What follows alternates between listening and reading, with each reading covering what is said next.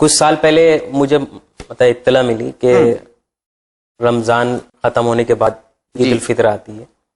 تو عید الفطر کا دن جو ہوتا ہے وہ حضرت علی علیہ السلام کی شہادت کے بعد 10واں دن، یعنی کہ 10واں، جیسے ہمارے یہاں روایت ہوتی ہے کہ کار ہوتا ہے کہ 10واں منایا جاتا ہے.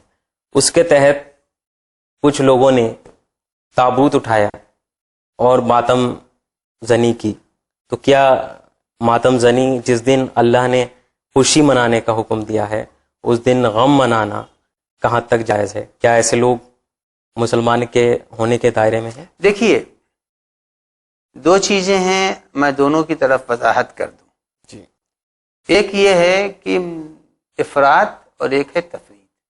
حد سے زیادہ بڑھنا وہ بھی غلط ہے، حد سے زیادہ گھٹنا وہ بھی غلط ہے.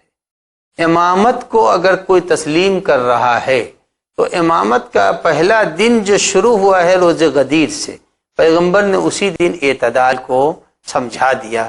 کہا جو پیچھے رہ گئے ہیں وہ اس جگہ میدان غدیر میں جا ملے، جو آگے بڑھ گئے ہیں وہ پلٹ کے آئیں. آگے بڑھنا افراد کا نام ہے، پیچھے رہ جانا تفرید کا نام ہے. نہ اسلام افراد کو پسند کرتا ہے نہ تفرید کو پسند کرتا ہے، بلکہ اسلام کہتا ہے کہ زیر سایہ امامت زندگی گزارو. یہ غدیر کیا ہے؟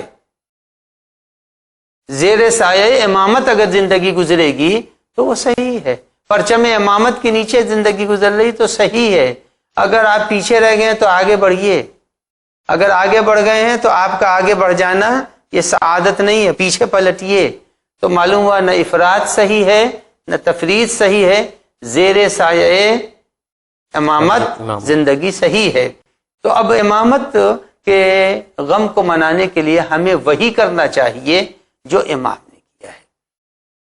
آپ قنوت پڑھتے ہیں جی، اور قنوت کے اندر ہے آج کا دن جعلنا للمسلمین عیدا، ہے یا نہیں ہے؟ جی. اے پالنے والے تو نے آج کے دن کو مسلمان کے لیے عید کا دن قرار دیا. یہ قنوت معصوم نے ہمیں بتایا ہے. جب معصوم نے بیان فرمایا ہے کہ عید کا دن پہلا شوال کا دن ہے، تو جب امام سے آگے بڑھنے کا حق آپ کو نہیں ہے. لہذا اگر کوئی شخص عید کے دن یہ کہہ رہا ہے تو غلط ہے، چونکہ امام سے آگے بڑھ گئے.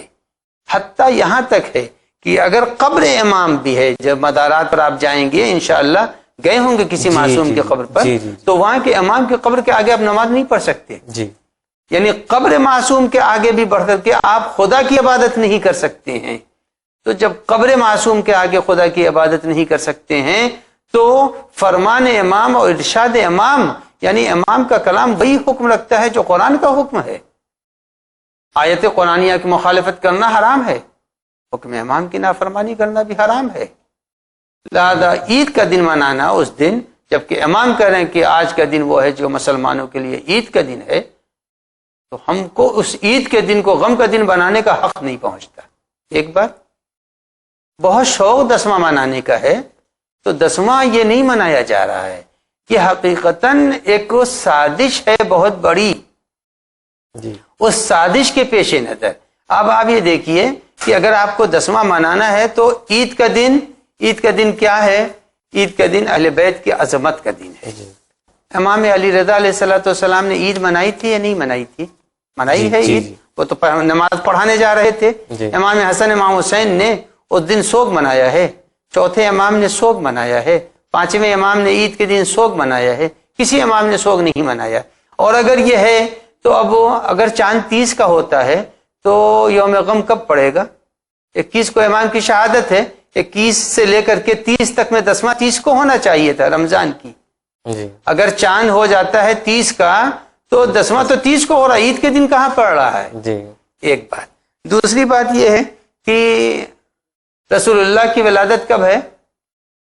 17 ربیع الاول کو. اور امام حسن عسکری علیہ السلام کی شہادت کب ہے؟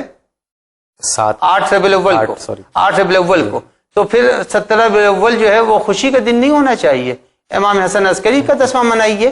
جی منائیے. جی. اچھا، اس کے بعد سے رسول اللہ کی شہادت کب ہوتی ہے؟ 28 سفر کو امام حسن کی شہادت ہوتی ہے 28 سفر کو، تو 9 ربیع الاول پڑتا ہے 10واں رسول اللہ کا امام حسن کا، تو 9 ربیع الاول کو آپ خوشی نہ منائیے، رسول اللہ کا 10واں منائیے. تو یہ عید ہی کے دن کون سا 10واں یاد آ رہا ہے؟ 9 ربیع الاول کو کیوں نہیں یاد آتا؟ اچھا 9 ذی الحجہ کو کس کی شہادت ہے؟ حضرت مسلم کی. حضرت مسلم کی شہادت 9 ذی الحجہ کو ہے. جب 9 ذی الحجہ کو ہے تو 18 غدیر کو آپ حضرت مسلم کا 10واں کیوں نہیں مناتے؟ تو یہ تو کہہ دینا بالکل ہی حماقت ہے کہ ہم عید کے دن 10واں منائیں گے.